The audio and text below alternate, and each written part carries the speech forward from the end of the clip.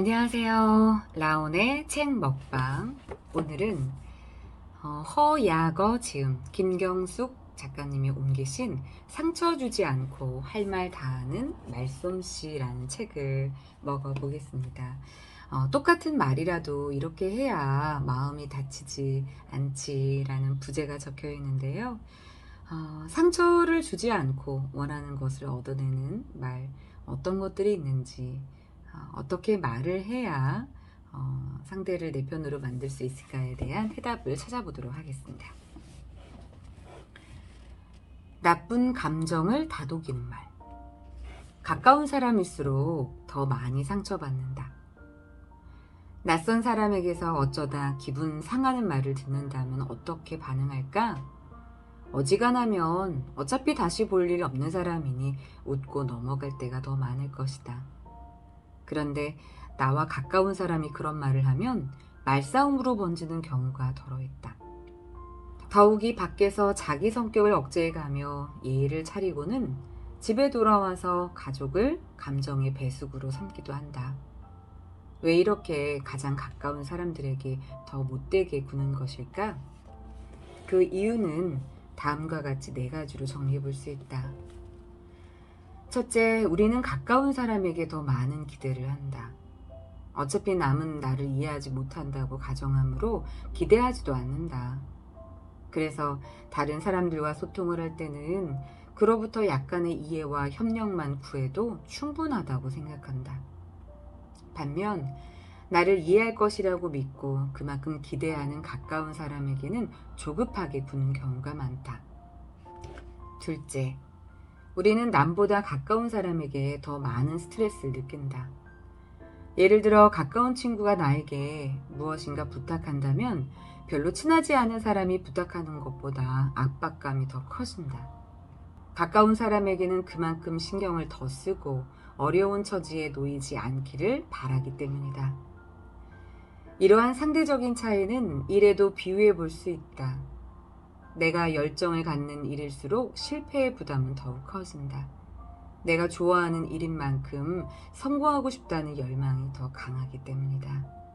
하지만 그러한 열정이 없는 일이라면 실패한다고 해도 그렇게 크게 상심하지는 않을 것이다. 셋째, 우리는 가까운 사람, 특히 가족에게 더 함부로 굴 때가 많다. 밖에서는 부당한 대우에 제대로 대응도 하지 못하다가 집에 와서 가족에게 스트레스를 푸는 것이 그러한 예다.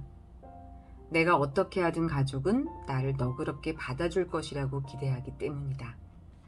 넷째, 가까운 사람일수록 내 주관적인 생각이나 바람을 강요할 때가 있다. 수줍음이 많아 속마음을 잘 표현하지 못하는 연인에게 항상 사랑한다는 말을 해달라고 조르고 자기가 원하는 만큼 해주지 않으면 서운하게 여기거나 심지어 못대로 그 사람의 진심을 의심하는 것이 그 예다. 이런 악순환이 반복되면 연인 사이에서는 다툼이 잦아지고 서로에게 상처를 입히게 된다. 쉽게 화내는 성격은 어떻게 고쳐질 수 있을까? 첫 번째, 마음을 가라앉힌다. 어느 심리학자는 마음을 가라앉히는 순서로 먼저 목소리를 낮추고 속도를 줄이며 마지막으로 가슴을 똑바로 펼 것을 주문했다. 목소리를 낮추는 이유는 목소리가 감정의 촉매 역할을 하기 때문이다.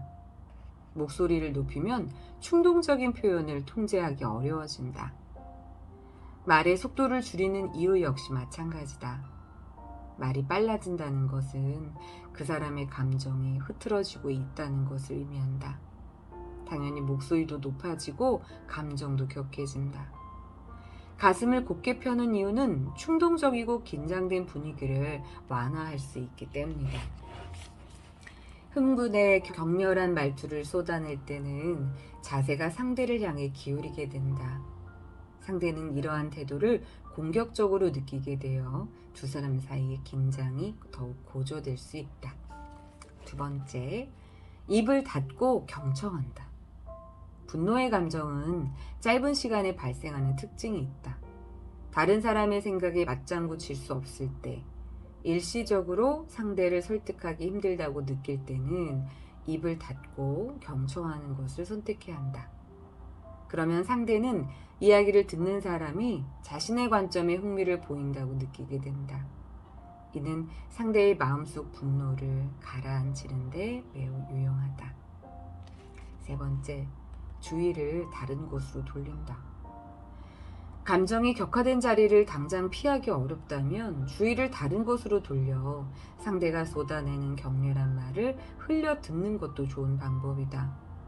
분노의 감정은 뇌의 편도체에서 발생하는데 이것을 대뇌 피질이 인지하고 억제하기까지는 약간의 시간이 걸린다. 이 시간차를 견디지 못하면 분노는 더 확대되어 상대와 격렬한 충동을 일으키게 된다. 이때 주의를 전환하면 이성적으로 화를 가라앉히는 데 도움이 된다. 네 번째, 입장을 바꿔 생각해 본다. 사람들은 모두 자신이 옳다고 생각하고 상대가 자신의 의견을 받아들이길 바란다. 하지만 조직은 물론 일상생활에서 각자 다른 역할을 맡은 사람들이 다양한 의견을 갖는 것은 당연한 일이다.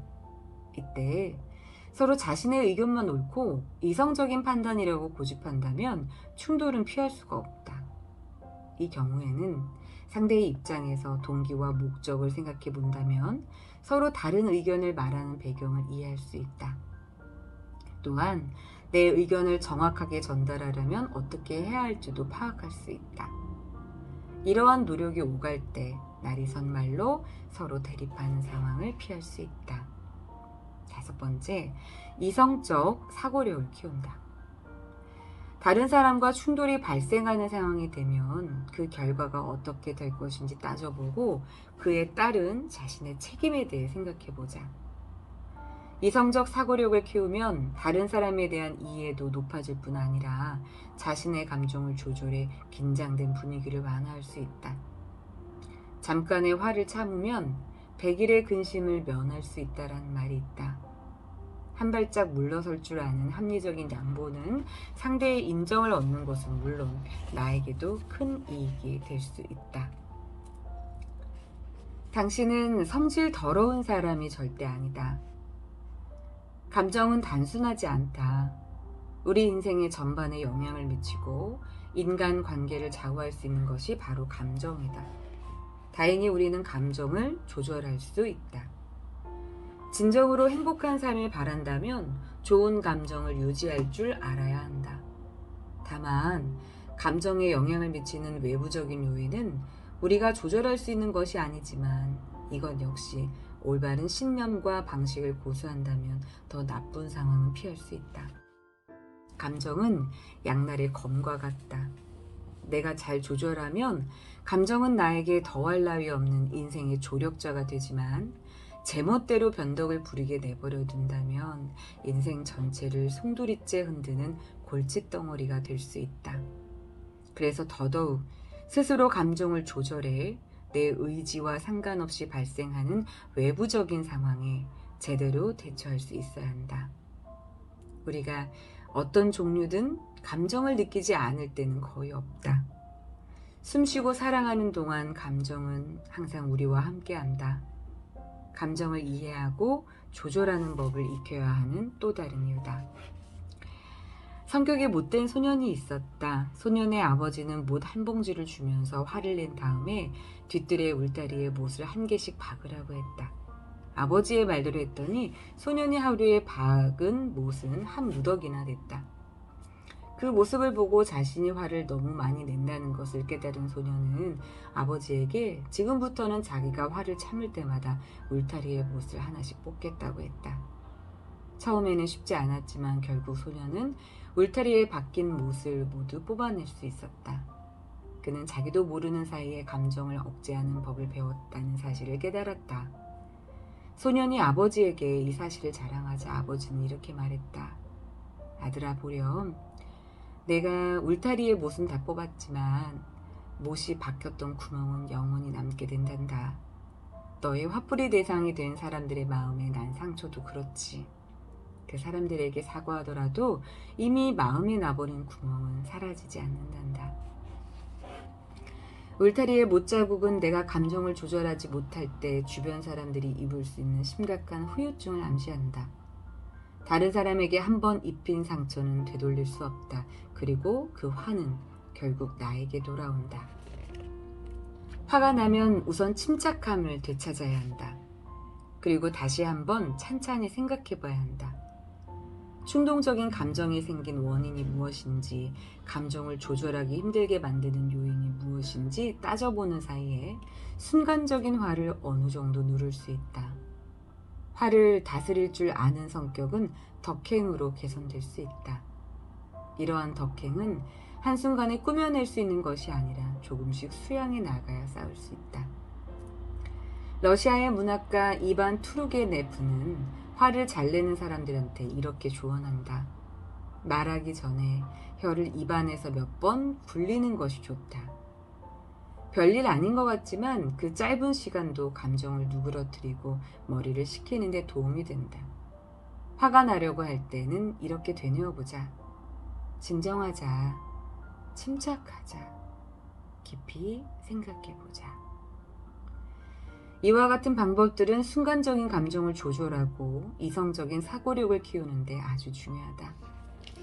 화를 잘 내는 사람들의 특징은 공격적인 말투다. 당연히 이러한 말투는 상대에게 좋지 않은 인상을 남긴다. 더군다나 사람들은 대부분 이런 부분을 지적해주기보다는 두려운 마음에서라도 회피한다. 그 사이에 이러한 공격성은 습관처럼 굳어져 나쁜 성격으로 발전될 수 있다. 평소에 화가 잘 난다면 눈에 잘 띄는 곳에 화를 가라앉히자와 같은 문구를 붙여 자주 확인하는 것도 방법이다. 또 다른 방법으로는 화를 낸 원인과 경과 등을 기록해 스스로 사고를 분석하고 정리해 보는 것도 있다. 또한 감정이 요동치기 시작하면 의식적으로 환경을 바꾸거나 화제의 중심을 다른 곳으로 돌려 주의력을 분산시키는 것도 도움이 된다. 이 과정에서 긴장된 감정이 어느 정도 이완된다. 예를 들어 그 자리를 얼른 떠나 다른 일을 하거나 믿을 만한 사람과 터놓고 이야기를 하거나 주변을 산책하는 방법 등이 있다. 나쁜 성격은 스스로 조절할 수 있다는 믿음이 중요하다. 일시적인 충동으로 다른 사람에게 상처를 줘서는 안 된다는 것도 늘 상기해야 한다. 책 주세요, 책! 네, 오늘 상처 주지 않고 할 말 다하는 말솜씨라는 책의 일부분을 여러분과 함께 먹어봤습니다. 와, 정말 맛있게 먹었다? 아니면 곱씹으며 먹었다? 천천히 음미하면서 먹었다? 라는 생각이 드네요. 저도 성격이 너무 급하고 화를 좀 잘 내는 성격이에요. 특히나 가족이나 친한 사람들한테는 그냥 이렇게 필터링 없이 밖에서 못했던 거를 막 이렇게 감정을 이렇게 배설한다고 해야 되나요? 그런 경우가 많아서 종종 미안해지는 경우가 있는데 이렇게 내 화를 조절하는 여러 가지 방법이 있다라는 거를 좀 미리 알았으면 참 좋았을 것 같았다라는 생각이 들었어요. 저로 인해 가슴에 못자국이 나신 분들께 이 자리를 빌려 진심으로 죄송하다는 말 전합니다. 그러네요. 아무리 사과해도 제가 준 상처는 남아있을 것 같아서 화를 연기하거나 아니면 내가 이렇게 화가 난다고 해서 바로 하기보다는 또 화를 또 강중약, 내가 지금 느끼는 게 강이어도 조금 약해질 때까지 좀 참아내는 거, 이런 노력이 필요하겠다는 생각이 들었습니다.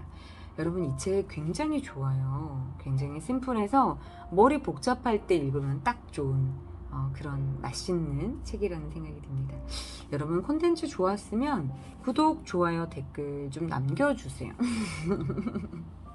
제가 이걸 한 지가 좀 꽤 됐는데 반응이 없다 보니까 노출도 안 되고 지금 뭐 100여 명에 머물러 있는데 구독은 제게 큰 힘이 됩니다. 여러분, 오늘도 맛있게 잘 먹었습니다. 안녕.